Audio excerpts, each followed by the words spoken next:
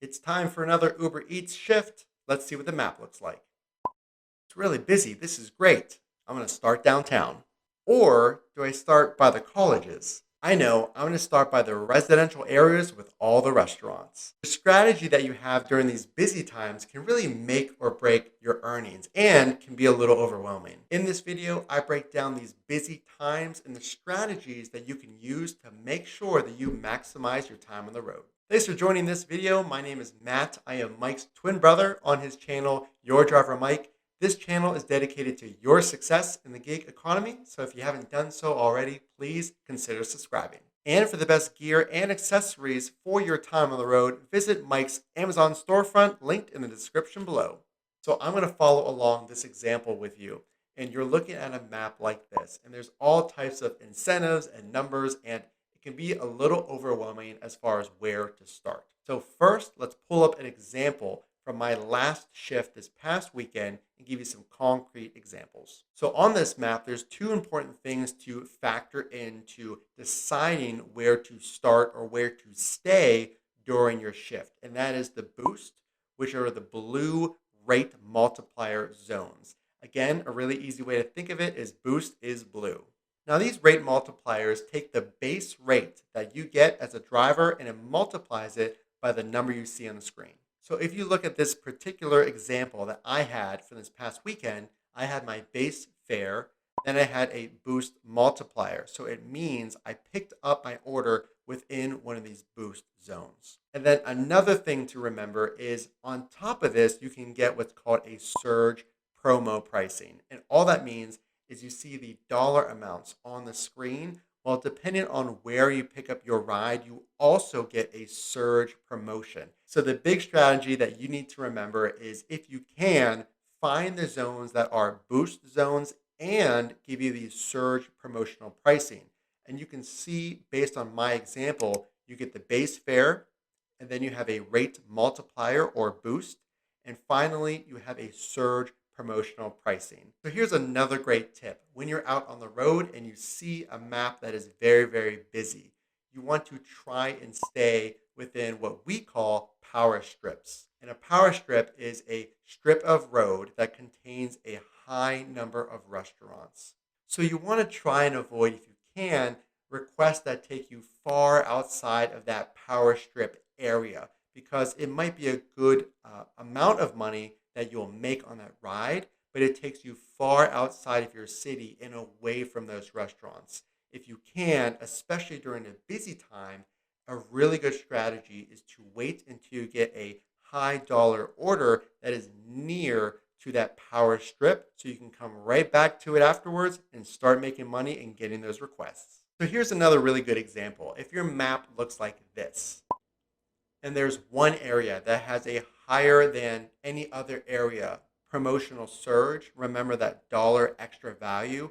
So here we see it's $2. It might be tempting to drive to that $2 surge area because it's higher than any other area. However, it's going to benefit you if you take a $7, $8, or even $9 order in those surrounding areas than waste the time driving to that other area to make a few dollars more. Because at the end of the day, you'll finish rides sooner, closer to where you're currently at than driving to that new area. So you'll be able to take more rides by staying in that area you currently are and taking advantage of the promotions around you currently. So hold on. There's a lot of strategies. We're talking about boost, we're talking about surge, we're talking about so many things.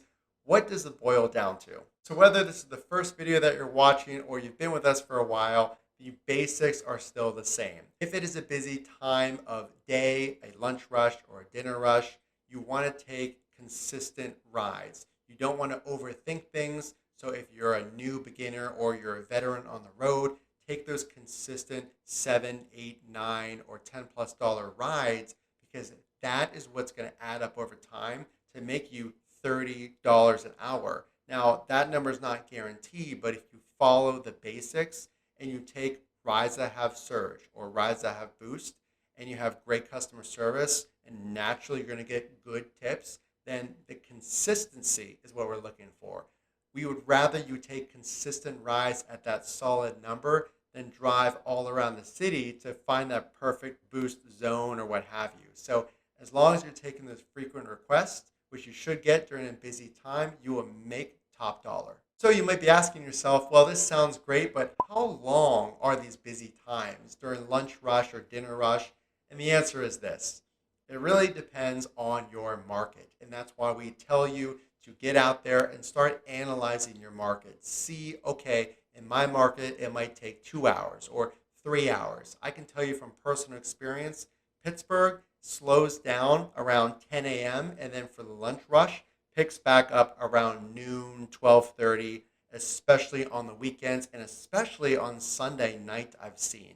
During those rush times in my market of Pittsburgh, Pennsylvania, I've seen those rush times last at least 2 hours, if not more. But the whole point is to get out there, see how your market reacts, see when it really starts to pick up on the map, and you'll see you're getting request after request after request when previously it was slow, and that's when you know, okay, I'm in that rush time to go back to the basics and get that frequency and get that high dollar per hour. So one question that I had, I know when I was starting, and Mike helped me a lot with this, is which days are best to drive?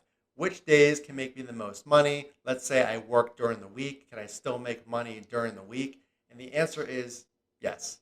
There is no specific day per se that makes you the most money. Now, on the weekends, typically, traditionally, people have those days off. In the 9 to 5 jobs, there might be more orders on the weekend. But I've also seen on a Monday night, I've made $30+ an hour. And that is the beautiful thing. Anything can change the demand in your market, whether it's rain and weather, whether it's college students moving back into the area, or maybe a big football game. Those are all things that can affect demand. So if you think, well, this might be a slow time of day, go out there and try, or look at your map and open it and see how busy it seems, and that'll give you a quick answer. Other answer is you got to get out there and analyze your market. Thanks for joining this video, and if you haven't done so already, please consider subscribing.